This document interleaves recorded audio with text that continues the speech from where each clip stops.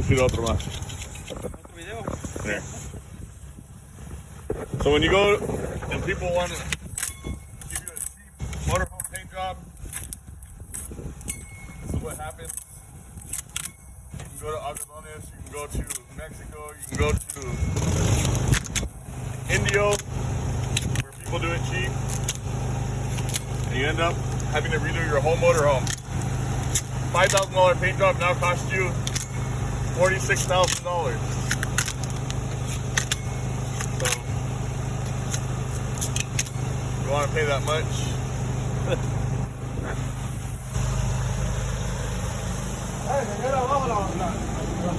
So we did the white part already, stripped it. Now we got to restrip. We got to strip all this stuff, all the doors. You can see they even painted over the silicone.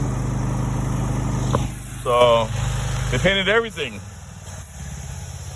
Now we're gonna redo it. We'll show you the end result.